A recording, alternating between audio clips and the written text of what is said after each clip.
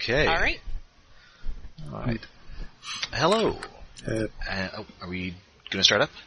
No, I was just going to say backup is going. Oh, okay. Good. No. Okay. Hello, and welcome to the Iacon Underground Patreon bonus episode. Every month we decide to reward you generous Patreon donors with a little bit of bonus content, and in this case, punish ourselves. What do you mean ourselves? All right, mostly me. Yeah. Oh, you guys. Our previous I am episodes also punished. have mostly been on current movies, but unfortunately it's August, so unless everybody wants to talk about the discount showing of The Dark Tower I just went to, we're going to be talking about fan favorite Logan Lucky. Yeah, there are some good movies out there. They're just not, well, we aim more towards comic booky or Star Wars probably when that comes out. Yeah. Blockbusters. Yeah. We go more towards blockbusters. We skipped over a few movies that were good. Anyway, since our previous episode on Kemono Friends was such a hit, we've decided to venture into that again, going right back to the beginning with the first episode, Savannah. Now, I made an argument when David just wanted to do more anime that we should do Miss Kobayashi's Dragon Maid, but the only real argument I had in favor of that is I am gay, and that unfortunately was not a sufficient argument for us to all watch Miss Kobayashi's Dragon Maid. I mean, I've been meaning to watch that, so... I'm not opposed to the idea. Maybe we could do an episode at some point. So I think this has been explained to me before, but is this a maid who is a dragon, or a maid to a dragon? No, she is a maid who is a dragon. Okay, so I would think that would impede you in your maidly duties. Yes, it does. Like your tail's always knocking over vases and stuff. A little bit.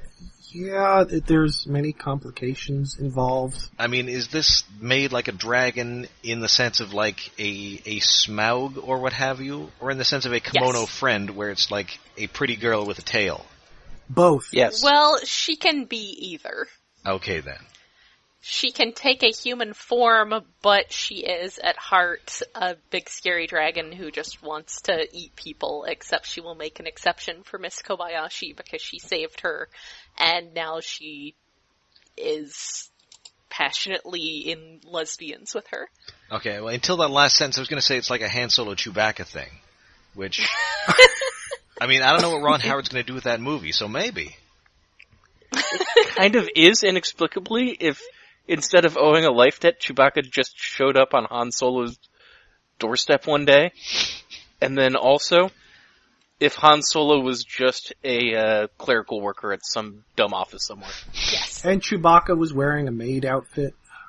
I mean... Because he And heard... had a little adorable cousin. I mean, I'm not going to check DeviantArt, but I'm willing to bet that there is Chewbacca in a maid outfit. Because are you saying Itchy is not an adorable cousin? After Han saved him, he drunkenly mentioned really liking maids, which is the entire point of the maid thing, is that Miss Kobayashi was drunk when she saved her, which is why she said, hey, you should come live with me. Also mentioned really liking maids. So it's kind of like that show that they're trying to pitch on Seinfeld, where somebody has to become another guy's butler. Probably. Except more dragon. Right. Yeah, no dragons on that show. Would it have been a gay butler? I think just butler. Oh. I mean, it was the 90s. We hadn't fully discovered gay people yet. I mean, it's explicitly... Yeah, it's explicitly in that direction. I mean, in the 90s, we'd only found a few rudimentary Ellens. Yes. Yes. We had yet to fully discover their ancient civilization. Anyway, so speaking of girls like tackle hugging each other, Kemono friends. So we start at the beginning here, and they just throw you right into it. We are running through Savannah, and this is totally inaccurate. I don't see any guys in like white suits. No sweet tea, no mint juleps. Wrong Savannah. I No like inappropriate monuments. Yay, topicality. I like that starts with her, like, sleeping up in a tree, because I'm like, I also would like to be sleeping in a tree. Yeah, it's a very relaxed introduction. It's like it pans over views of the savannah, the nice matte paintings. Well, wait, is it a matte painting? And if it's background animation. Yeah, background In a painting. tree. You zoom in, a little cat ears and a tail sleeping in a tree. Little sparkling energon cubes coming up from the ground. Okay, I would like to take a moment here to bring up something that I probably should have brought up in the first episode that we did this. Except it didn't really stand out as much until we saw that Transformers Collector Girl comic. Yeah. What women actually wear, like, sleeveless blouses that button down the front? Because I am not aware of that being a style that anyone actually cares about, except for guys who just want to use the buttons down the front as an excuse to make the breasts more prominent. Yeah, I have never seen that myself. As a woman, I mean, I've seen it, but not currently. That is not in fashion. Well, maybe it's back in Japan. They got weird things. Or maybe they're just trying to, like, bring up, like, maid cafe look. Sure. I mean, I feel like anime has a long and storied history of not understanding fashion. So, Yes. it's not like that's a big deal, but that bothered me when we first watched it, because I was like, that's not a thing that people wear these days. And then we saw it again in that Transformers comic, and I was like, that is not a thing people wear! Either it's in fashion in Japan, or, like, sometimes they've seen, like, either 10 years ahead or 10 years behind, or you could go back and look at Sailor Moon fashions and they look fantastic now. So, you know. I mean, I know that I see girls running down the street with a piece of toast in their mouth all the time. Yeah. So that's just my statement there, is that because Serval is wearing that kind of shirt with a little bow tie and a little Serval print skirt, which is adorable, but not actually, like, in keeping with any sort of actual fashions. And also, like, opera gloves. Yes. And a big M in her hair for some reason. Well, that's a pattern on a serval. They have that on okay. their foreheads. Yeah. So it doesn't stand for anything. No, she is not Majin Serval from Dragon Ball. I was thinking more like Magneto. Well, that too. Oh.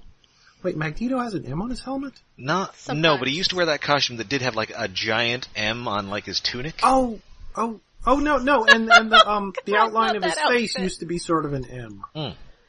Yes. Huh. I mean, the helmet is kind of a giant M as far as the reveal of the face goes. Yeah. Mm-hmm. Anyway, Serval wakes up in a tree, and it's adorably animated. And then we cut to Sam Raimi cam. Yes. The animation in this is so weird. I mean, it is a really cool shaky cam effect going through, like, PS1 grass sprites Yeah. to simulate a chase through the savanna grass, and it's cool, and it's weirdly lo-fi, and something I kept noticing throughout this is just wildly varying levels of production quality in scenes. Yes. Yeah. Well, Yeah. that's the entire thing about this show is I forget the name of the production company. I should have looked it up again. But, they'd done other things before, but they were only like shorts or like one episode of something that was only like 15 minutes long.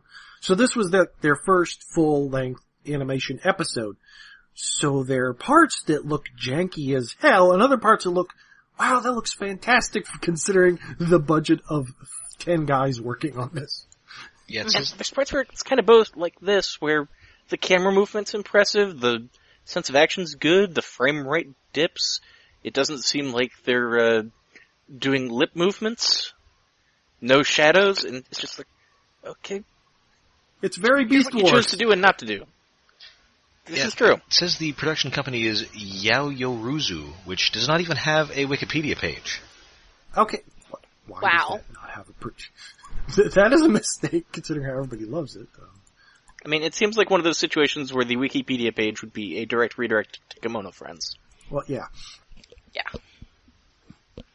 So yeah, there is. She is stalking. Sadly, she is not sneaking up on Bruce Campbell, but on Bag. She doesn't even have a name yet. No, but she doesn't have a name. Unlike Serval, a person. She appears to be human. She at least appears to be a person. Yes. Wearing like a pith helmet, she looks like a lost zoo tour guide. Yes. Or possibly just child who was very enthusiastic to be on a zoo tour. Yes. And indeed, her hat is kind of looking worse for wear. Mm-hmm. Yeah, it's got a hole in the front and in the back. I was going to say, do pith helmets get those kind of holes? They should... What? Aren't pith... Oh, I can't remember. I think it's actually a joke that pith helmets are made out of, like, orange rinds or something. That may be a false fact I heard somewhere. What? But they're solid, compact things. They should not have holes. Although this may be made of cloth, considering the way the holes are. And it doesn't really look that thick. I mean, I assume it's canvas over some sort of stiffer material. Yeah. But it's very pith helmet shaped. Okay, you know what a pith helmet is made out of? What? Pith? Pith? Yeah. Pith. Okay. Okay, I wasn't lied to. What is pith, though? Now I'm asking the hard questions. I'm familiar with pithy comments. Oh, it is a soft or spongy tissue in plants or animals. It is orange shit. That doesn't help. The pith of the sola, which is a flowering plant of the family Fabaceae, is used to make pith helmets. Okay, so it wasn't orange rind, or skin, it's something similar though. Okie dokie. Yeah. Which has nothing to do with this, anyway. No. Although I'm sure that because this show is like super popular, right? By accident, yes. Like, it's a tie-in anime for a cell phone game that had stopped being a cell phone game. It was pulled off of the phones months before this even came out. But I guess this was such a hit that there are only 12 episodes of this, which seems short for anime.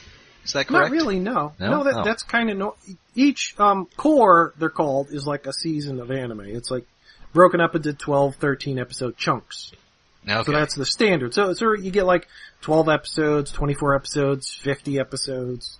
They go in quarterly chunks. So that it's that short isn't a problem. It's just that it became insanely popular out of fricking nowhere, effectively. And so now they're producing a second season, I believe. Yes, it's there's no definitive. Here's the page. We're making a second season, but like the people that made it, like the director, posted a thing that had a picture of an object we'll see at the end of the series with a number 2 written on it. And there's enough hints. Who's this we? We'll get there. It may take a year or two, but we'll get there. Admittedly, I'm really bad at, like, actually watching things, because normally I'm just like, maybe I'll go play Skyrim instead, but I think I might have to continue through this series when I'm done with Miss Kobayashi's Dragon Maid.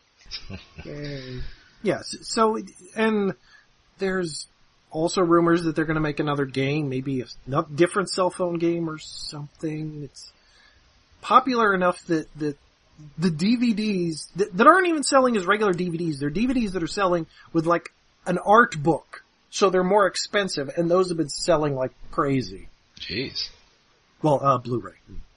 Right, but I mean, I think it's fairly common knowledge, even amongst the non-anime fans like myself, that anime DVDs are crazy expensive. Yes, like the what economics the hell? of DVDs in Japan in general that make them really expensive. It's just, if you're printing stuff limited to Japanese language audience, that's already just a fraction of what you're getting if you're publishing for English speaking. Yeah, a lot of shows sell in like less than 1,000 copies. This is selling way more. But like, since it's with the art book, the actual numbers are vaguer. Like, a high-selling anime now is usually like 10,000 DVDs. Oh. Unless you're, like, super popular. And even 10,000 is like, wow, that's a lot. So anyway, Serval, who is based on a savanna cat, that is like a sort of a smaller cat. A serval. Yeah, it's a little bitty cat with big ears and M on its head. They're pretty It's adorable. about the size of it's a little bit bigger than a house cat. Okay. And yeah, she is a sort of animal person known as a friend. Yes. So she has, like the cat ears and the tail, and those are like part of her. Even though, as we noted in the previous episode, I believe she also has like regular ears. Yes. Well, you even see it. She has regular ears, which is the thing I forgot. It's like she has 4 ears. It's Yes. a little weird. But her cat ears are actual working ears. Which I think is enough to make her like a Batman villain. I mean, he fought the 10-eyed man, so I'm sure the 4-eared woman could, Yeah. she can hear That'll put twice you up as there. well as a regular person. Dun dun. Oh, speaking of hearing, I noticed rewatching this that the sound design is really surprisingly good. Like, when she's waking up, there's cute waking up sound effects and her running around that even like the voice acting is energetically fun, because like the first things you hear is Serval laughing and making fun noises as she's chasing the human bag around. Yes, being pretty adorable. She's very Although excited to have a thing to chase. Admittedly, some of the running scenes look really weird, like sliding through the grass. Just looks bad. Yeah. And then it culminates on a backflip tackle. Yes. So yeah, Serval assumes that this person must have been brought to life by a sand star. Yes, you see the volcano in the background with the giant energon cubes coming out of it? Yes. The sand star fall is the little energon cubes thingies that land on the ground and bring friends to life. Of course, we also got a catchphrase before that. Oh, well, yeah. Sugoi. Okay, not Sugoi. Well, there's that, but like, when Serval pounces on, the girl, she's breathing heavily, which is something that is in this show, in CG, that, like, I have just realized, like, it doesn't show up in the anime that much, that people are seen actually breathing, because in normal animation, that's extra cells you have to draw. Yes. So while she's heavily breathing, girl on the bottom asks, "Please don't eat me!" And Serval shouts, "I won't eat you!" As you wish. Which does raise the question of what the friends do eat. We saw that in episode 4. The, Chapari buns. Oh, right. I totally forgot about that, because I mean, the Serval... You repressed the memory. Yes, it is a predator. Yes. And are there, like, regular animals? Is there... If she is the Goofy, is there a Pluto? Yes, we'll get to that eventually, but yes. Okay. So presumably she, in addition to these Japari buns, she may also be eating, like, field mice or whatever Servals eat? Well, Serval, the girl, is human shaped, so she survives off the Japari buns. Somehow the Japari buns are designed to fulfill human-animal hybrid calorie requirements. Yeah. Try not to think about what's going on in there. Yeah. So yeah, this girl cannot remember anything about herself, and she doesn't even know. Serval suggests that she must be one of these friends, the name for these animal people. But she has no obvious animal features. Yeah, she's like a friend with no ears or tail. I'm thinking or wings, or expectation ears, of personal space being respected. Yes. Yeah, Serval's a little gropey. A little handsy. Yeah. Or, I guess, in her case, a little pawsy. There are occasions where she paws at stuff, and it's pretty adorable. So yeah, so she thinks, she must have been created by this sand star, which is these weird energon cubes that you occasionally see sparkling in the background. And, she points out a couple other friends she's got. There's a gazelle person, and somebody she refers to as Zebra Chan, which just made me think of the Batman villain Zebra Man. Oh, poor Zebra Chan. She's become a joke. Why? Aw, Please explain. she's not really... Well, because all we see is like a little bit of a head and two ears that kind of look like antenna. And because that's all you see, she kind of looks like the head of a slug. Okay. And there's a striped slug. So she's more often referred to as Striped Slug Chan. Ouch. Aww. Poor Zebra I Chan. liked that the subtitles specified it's not just a gazelle, it's a Thompson's gazelle. Yes. Yes. It's very specific. I appreciated that. I mean, clearly they labored to make this scientifically accurate. We even hear, during what I assume would be a commercial break, what appears to be a phone call from a scientist telling us about I guess it's a zookeeper, telling us about the habits of the serval. The picture on screen when that happens is so adorable. Because it's just like a zoo, animal enclosure, and just Serval-chan is there, just like sitting on the bench with her tail twitching, and it's very cute. So she figures that but to find out what you are, and she names her bag because she has a bag. Yeah. That's unfortunate. Well, it's her only identifying characteristic. She has a kaban. Well, she tells She has a Serval, hat. You can call her hat. "What is this?" "It's a kaban, a bag." They could have called her hat. But she has a bag, I think Kaban as a name sounds better in Japanese than bag as a name does in English. Okay. Yeah. Yeah. Because it sounds like, it has the right patter that feels like a name as bag. Nobody would be named Bag. Yeah, you don't normally have names that end with a G in that sort of way. It's very harsh sounding. At least for a girl's name. I guess there's Marg. Peg. Marge. Not Marg. Like actress Marg Helgenberger from CSI. And that How's first Marge? Species movie.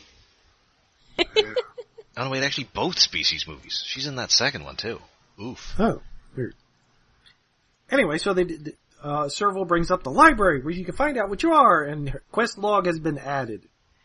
So it's time for them to be attacked by, I believe this is Stitch from Lilo and Stitch. Oh, yeah. It's So this they're weird called- cycloptic blue thing, which Serval refers to as a cerulean. Which, cerulean is a shade of blue. It's my favorite shade of blue. Yeah. There were two things I wrote down before this. One, when Kaban is sliding down the cliffside, Oh, yeah. her bag is producing the Energon sparklies. Ooh. Ah, you Huh. did notice that. Okay, I think we did see that in episode 4 that when a friend gets injured, they don't bleed, they leak sparklies. Ooh.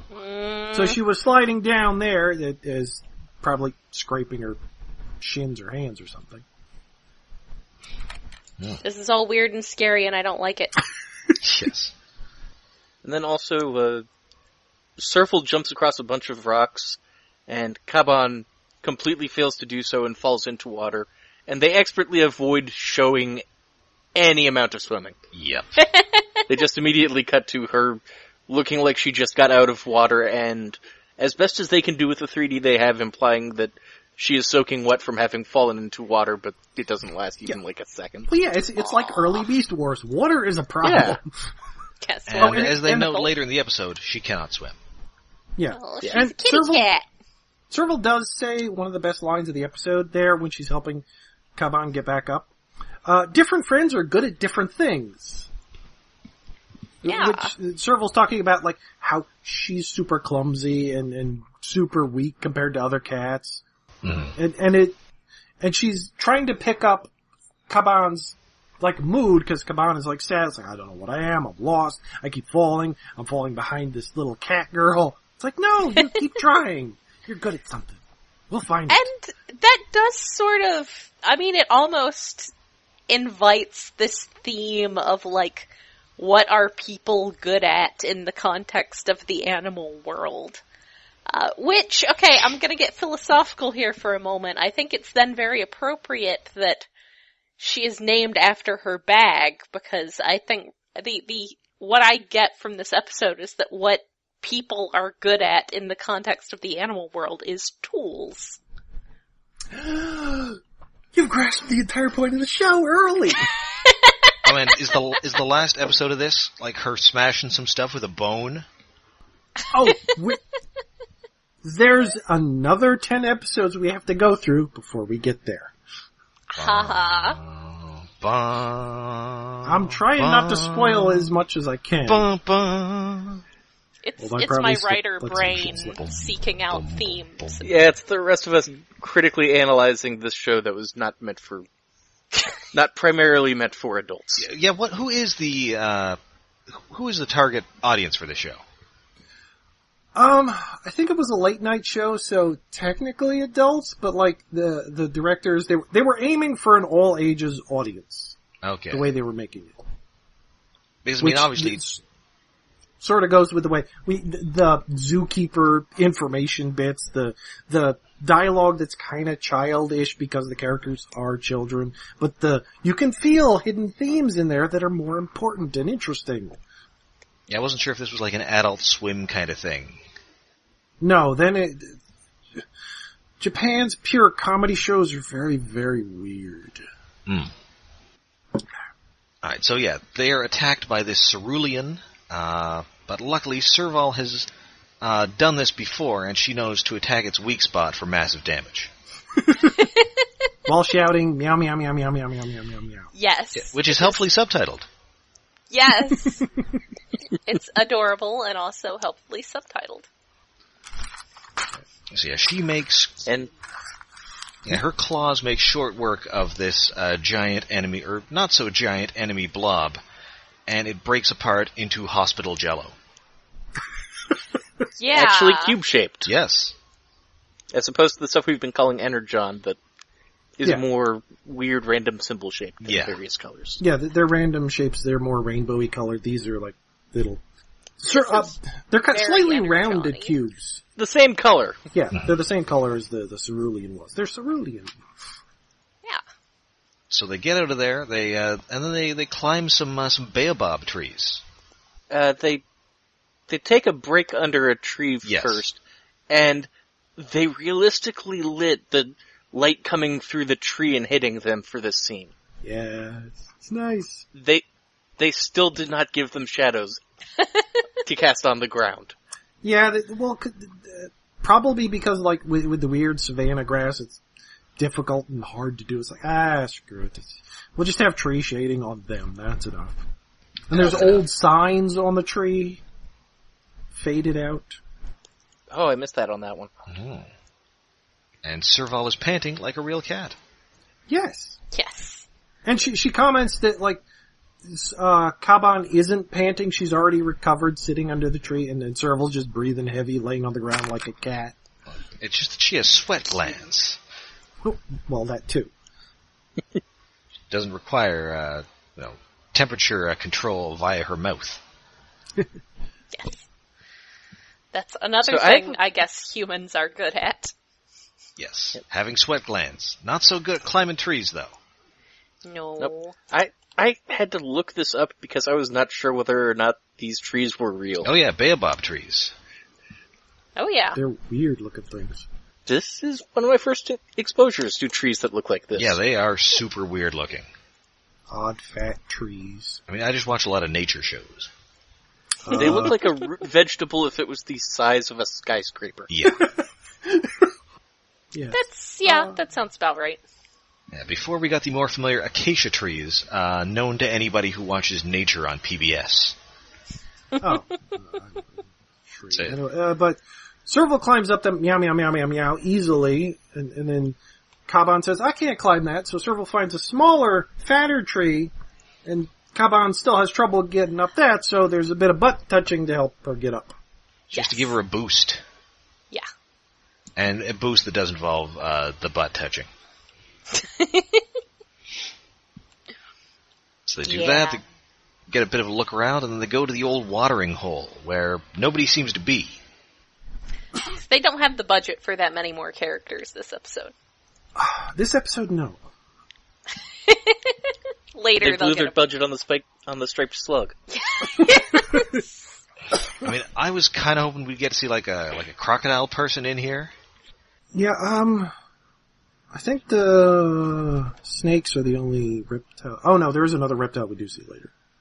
Because instead there is one resident of this, and that is, Hippo. the hippo. Yay! Who is wearing a Tron suit for some reason?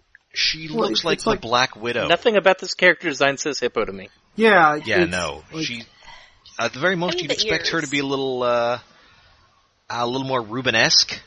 Yeah, well, she's, curvier than the other two? I mean, this is true. She's got more of a bust than the other two, too, and I guess a butt, but she's in like this sort of, Black Widow leather latex outfit. It's like a black bodysuit with like bright red, possibly glowing red accents on it. It just looked like a Tron suit. And I originally thought she was supposed to be some sort of spider person, because her hairstyle, which I guess is supposed to look like the jaws of a hippo, just kind of looks like spider mouth parts. Kinda, yeah. It's a weird design. But luckily, unlike actual hippos, which are very mean, very territorial, and mark their territory by doing a propeller trick to spread their feces with their tails. Ew. Well, she starts off as kind of standoffish a bit, and like, telling Serval to not do shit, and then telling Kaban that, the rule here in Japari Park is that you must fend for yourself. But then as they're walking away, she keeps saying comments, Serval, be sure to watch out for yourself. Don't attack a big cerulean. And she's just being a mom as they're walking away. Have fun storming the castle. Just as they're getting progressively further away, there's just her momming at them from further and further away. It's pretty good. And so they journey on, and they do get, they find a flat thing. Yes, and they do note that hippos can't swim, which is true. Ha! They just kind of bounce along the bottom, but they can do that very quickly. Because they're big. Yes. Hippos are actually incredibly dangerous. Yes, Yeah. they are. They will mess you up. And poop on They're you. a giant pair of jaws with legs. Yes, just because they're herbivores, just because they won't kill you for meat, doesn't mean they won't kill you. I mean, they only have like 4 teeth, but they're really big teeth. Yes. Like baseball bats. So yeah, they continue their journey. They come to what appears to be an old zoo sign, complete with a bunch of intact brochures. Yeah. Yeah, the survivability of objects in this show is variable. Wildly. I mean, I assume this is somehow post-apocalyptic. And Serval can't get at it because she didn't realize it was a thing to open, and she just sort of paused at the lid a couple times, and it's adorable. Yeah, it's a plastic flippy, clear plastic with a couple maps inside. A map! We have a map. We are on a quest. Yes. There is a decent bit about this that's very, like, I know you said it was based on a game, but I don't even know how much of this is just from the game or just game logic, but, Serval talks a lot about friend skills in a way that feels very based on a game. Feels very game mechanic-y. And I will say I do love the sort of zoo aesthetic this show has going for it. Yes. We got zoo brochures, zoo signs. Soon enough, we're going to have a zoo-mobile. Yes, we will get a zoo-mobile. And there's a whole library where we might find zoo books. Damn it, no. Only if they ordered them from 80s TV somehow. Oh, that would be great before the world ended. In whatever way it possibly ended. Oh, and maybe the world somehow ended in the 80s here. Ooh.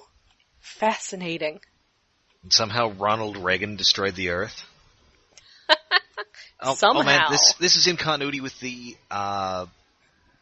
Land of Confusion video, where horrifying Muppet Ronald Reagan accidentally launches nukes while trying to summon a nurse. Yeah. That's some nurse. That's weirder than I was thinking. I was kind of hoping that, like, it's related to Escape from New York, and we're going to see Snake Chan eventually. Who I assume would be an actual snake. Like Kurt Russell. And yes, she would be an actual snake. I'm still stuck on the Zoo Books thing, them getting 12 issues for only $19.95, and if you order now, they'll throw in the special striped slug issue. Poor Zebra-chan.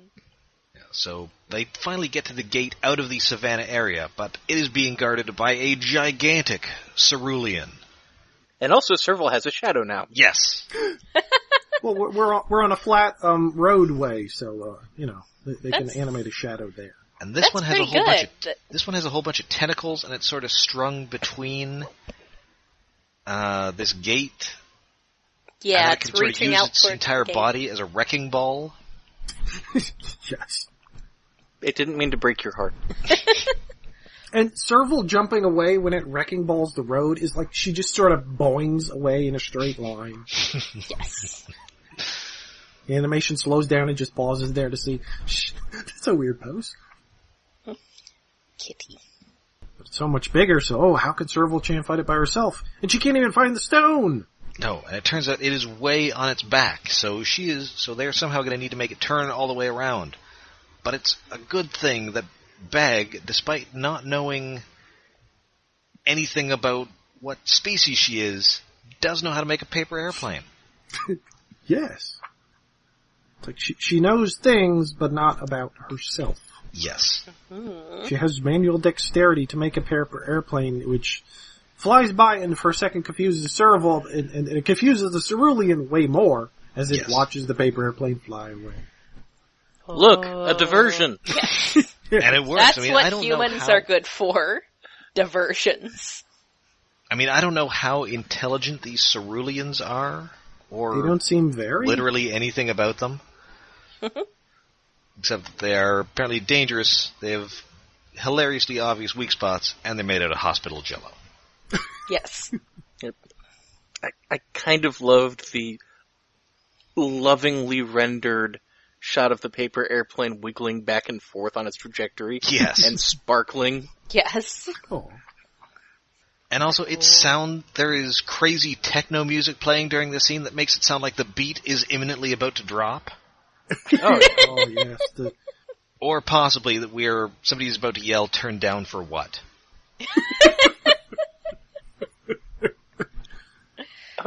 God, this show would fit so well with the tone of that video. And that was, there's an actress on that show Glow that I've been watching on Netflix and I could not figure out what I could place her from, and it turns out it's that video. Oh. Huh. Oh. I gotta get around to watching Glow. It's a good show. Speaking of female wrestlers, the cerulean is not entirely distracted. One of its tentacles turns into a mouth and shoots towards... Was it going for Kaban or Serval? It's going for Kaban. I think it was going for Kaban. Yeah. But helpful mom Hippo has been following behind them. And reprimands the cerulean for thinking it can fight her with a big mouth. Yes. Because she's the biggest mouth of all, even though, again, it's only her hair, so I'm not 100% sure how this works. It just does. I guess she eats a lot of Japari buns when no one's looking. Japari Anyway, so buns. the stone the weak spot has been exposed on its sensitive underbelly. Serval attacks with shining Serval finger. her hand actually glows when she's Yes. flashed. Yeah. She smacks it. There's a nice delayed reaction where the cerulean sort of pushes in where the stone is. And for a couple seconds it holds like a balloon and then just explodes into giant blue dice. Yeah, or energon cubes. Yeah, Energon cubes.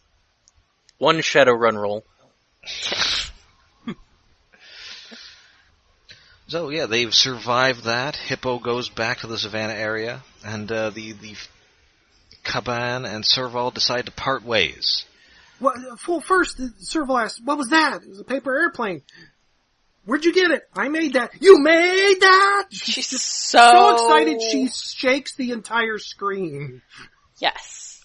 And then they fade into clearly later, and when they're doing the goodbye scene, I love that they don't even call attention to it, but Serval has arms just filled with paper airplanes. Yes. And they're little wrinkled paper airplanes. So you could tell that, like, the one that Kaban made was like a perfect airplane. The ones Servals are holding are all wrinkled, so you know, she was the one making those, because they're imperfect. She's being taught. It's cute. Oh, and the music is like soft and touching. Melodramatic. Because humans are friends who are good at tools. So they're saying goodbye, and it's very heartfelt, and Serval tells her, you can call me friend. Well, Tomodachi, not friend, because Japanese translation things, and goodbye. Because Japanese using English words. Yes. Yeah. Well, because a friend is a thing, and a friend is a friend, it's levels. Anyway, so Kaban eventually starts to walk away as the sun is setting, turns around, Serval waves, still holding the paper airplanes. Kaban takes another 2 steps, turns around, wave, and repeat for a little bit. Before Kaban is finally confident enough to walk through the gate and continue into the jungle zone, which is really dark. Yes. It's spooky. Because There's it's howling. nighttime. I mean, and as we know, it will bring you to your shana knees. Oh. So yeah, anyway, this goodbye doesn't last for long, because Serval is going with her to the library. Of course she is. Don't eat me! Don't need me. I won't. They do that again, and Yes. And did Serval intend to let her go and just thought about it later, or because she made the thing that, like, next time I see you, Kaban, call me Serval-chan, not just Serval, because we're friends. And then she's insisting, call me Serval-chan now, once she meets back up again, like, 5 minutes later. Yes. And Kaban is like, but we just parted. She's like, but we did it, so it counts. It's very cute. It's all very cute. It's a very cute show. So, but before we can end our episode, something else comes out of the night. A terrifying specter. Well, yeah, because they're taking shelter under a sign, another faded sign, a bigger sign with arrows pointing who the hell knows where, that actually has 2 working lights on top of it, because Kaban is probably scared of the dark, whereas Serval is happy because she's nocturnal, she's bouncing around like crazy, and she starts scratching at, like, a telephone tree pole. or something, yeah. And it must have been so, I don't know, termite infested or something that it just falls over, and it wakes up the little robot thing out of the woods. Yes. Well, we don't know it's a robot yet. But. And Serval calls it boss? Yes. Yeah. I mean, I assume that there were a bunch of these things that sort of, like, ran the park. Well, we're not given that. The friends know that they're around, but, well, at least Serval just calls them boss, because it's just this little thing with ears and a tail and only 2 legs that walks around and has glowing eyes and doesn't talk. It talks! Beware, I live. To Kaban. Yes. This thing's called Lucky Beast. Yes. Is this, like, a pun that I'm missing in Japanese, or... Okay. Who knows? I mean, I was hoping one of you would, because I clearly don't. Maybe I next also time we'll don't. figure it out. Or I was hoping one of just the not resident animaniacs could help me out here. Sorry, I'm out of baloney. I don't want to sing the state song or the country song. Don't do it. Anyway, so Serval is kind of surprised that what she calls boss, the Lucky Beast, can talk, that she's sort of shaking and making, and there's a weird sound effect that sounds like it's from a Scooby-Doo episode playing. Yes. So we cut to credits. Yay, the opening song! Yay! さずよこそじゃパリパ今日もどっかんどっかん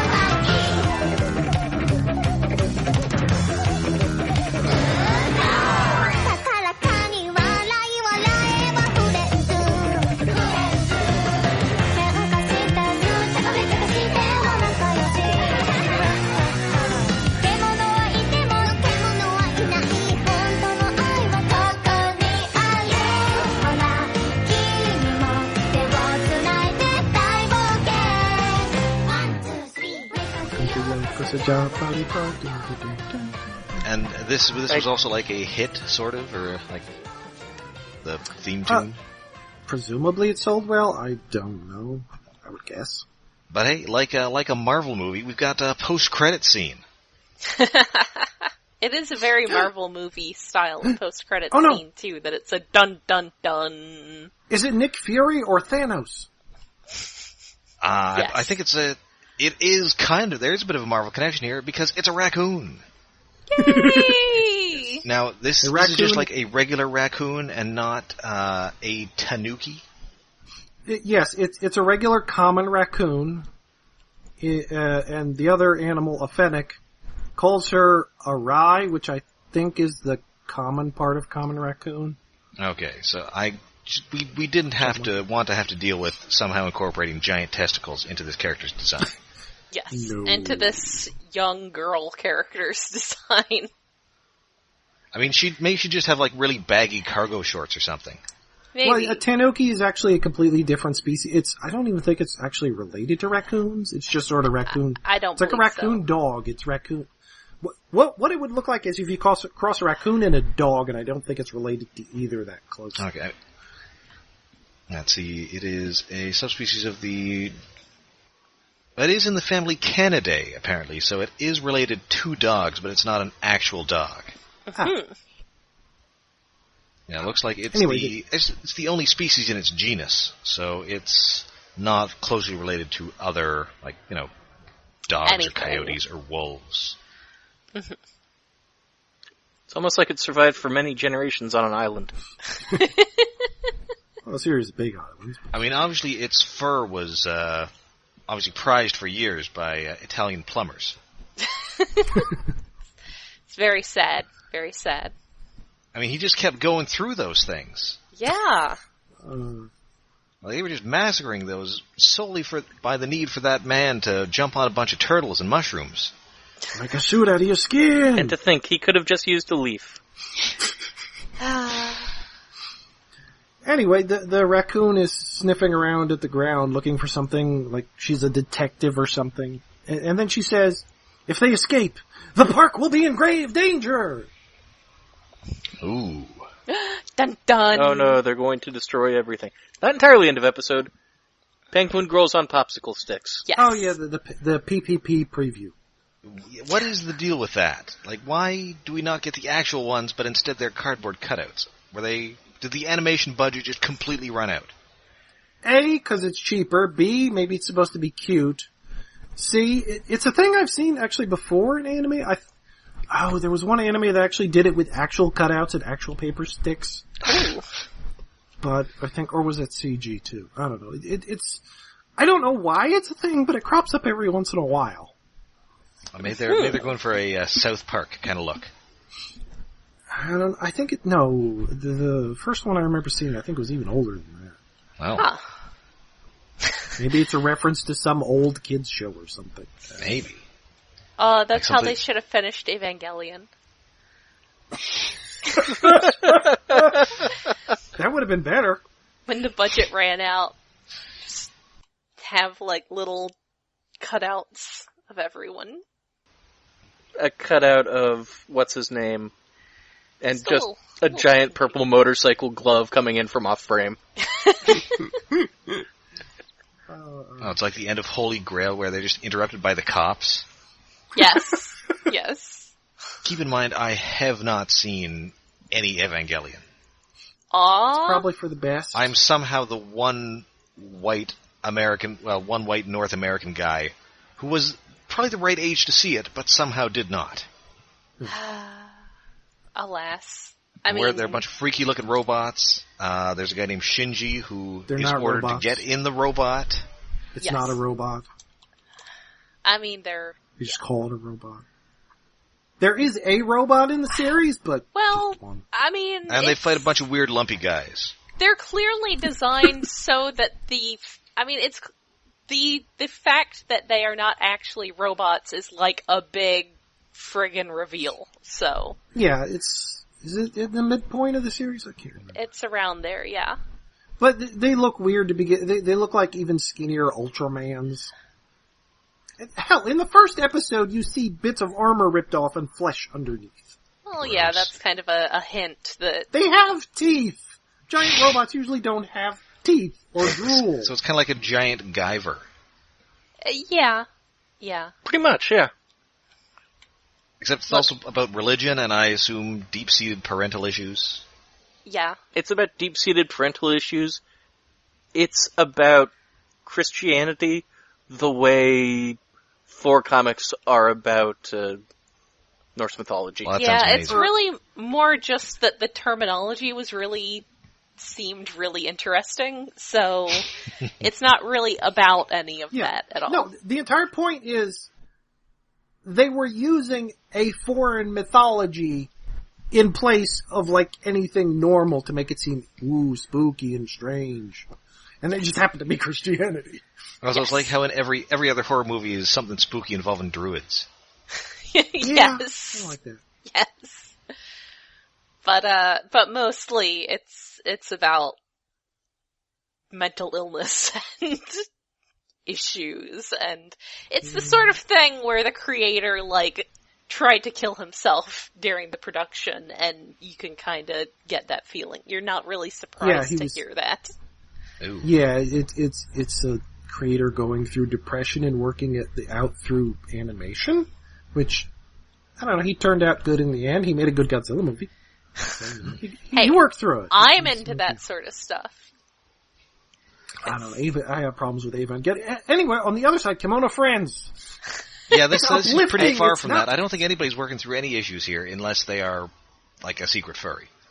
Yeah, I think that's probably the biggest issue being worked through, is coming to terms with their own furriness. I did go back and listen. Lucky Beast is just Lucky Beast said in English, so I don't think it's a pun. Okay. Probably not. It might be it's in English, so it's supposed to sound strange and slightly alien, but Oh. The terrifying Lucky Beast. Dun dun. Well, there is a bit of existential horror in this, in that Bag doesn't know where she is, where she came from, what she is. I mean, she seems to be the last human alive. I mean, presumably there's, more to be. It's weird that this show that is, ostensibly kind of for kids is kind of set up with this sort of Lost-esque central mystery and this bizarre setting. Yes, you can kind of see why this became popular, because there's a mystery going on. But beneath the, hey, this is cute animal girls, something else is going on. Why does this look like a deserted park?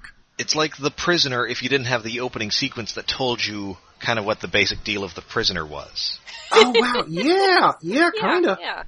Although people are not, trying to murder her, and she's not a number. She doesn't have a name, so. Yeah, she doesn't have a name. less active hostility. No one here in Japari Park has a name. Your name is Bag. Oh, and the cerulean, the second cerulean is like a giant ball. I mean, is anybody riding around on old-timey bicycles later on? Ooh. But, I remember the ceruleans in the other episode, they're orange, or red? Yes, because I remember noting that they were specifically not cerulean. I think they were purple. Yeah.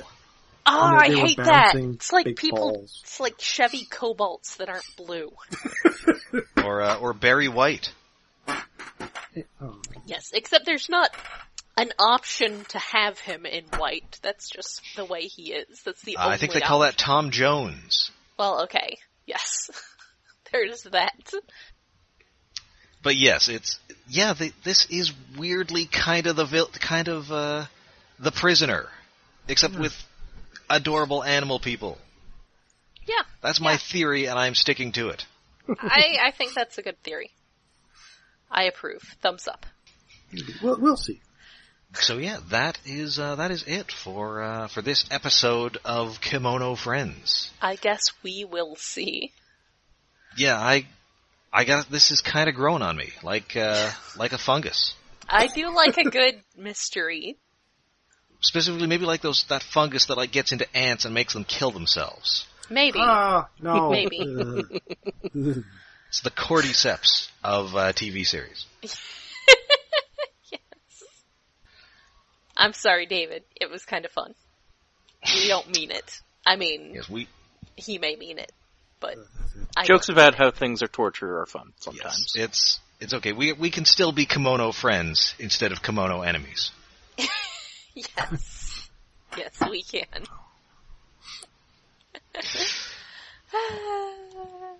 So yeah, that should do it for this episode. But thank you again, Patreon listeners. I hope you enjoyed it.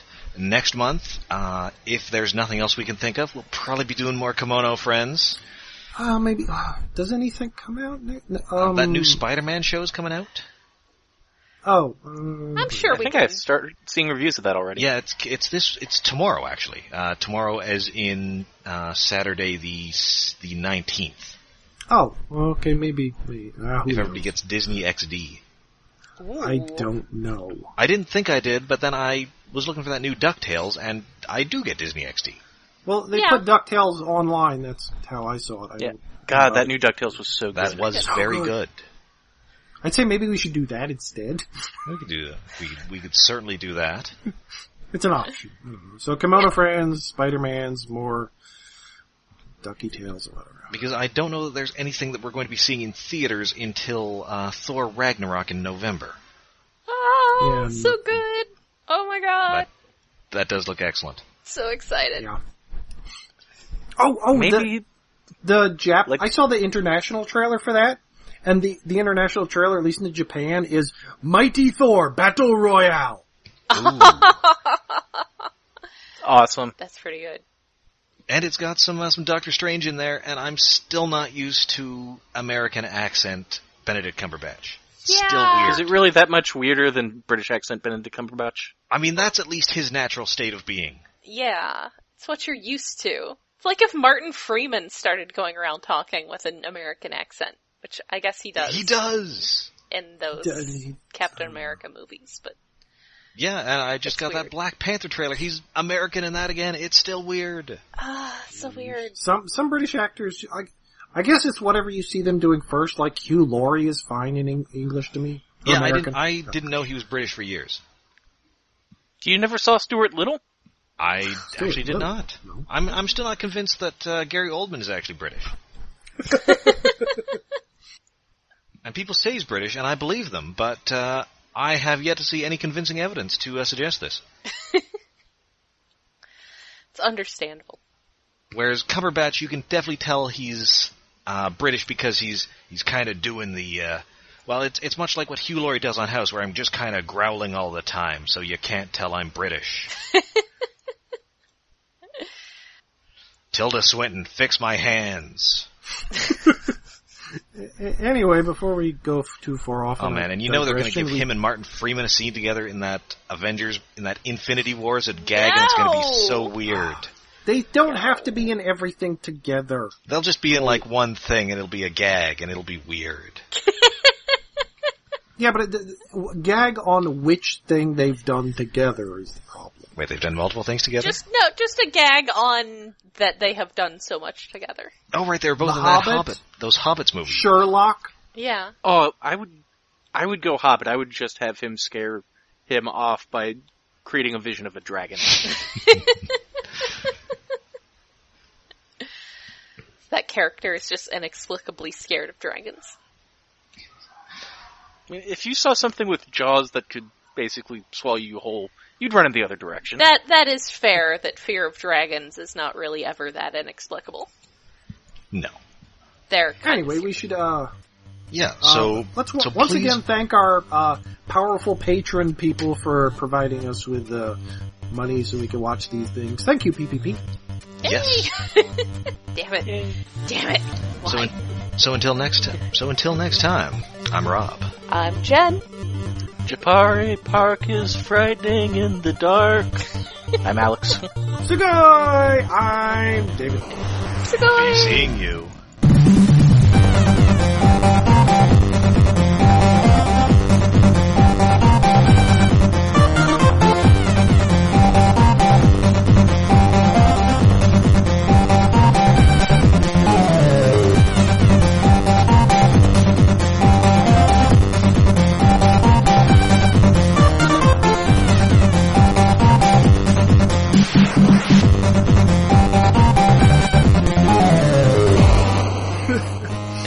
Okay, that ended up being a long episode again too, but we digressed at the beginning. Sugoi. Well, like I said, as long as...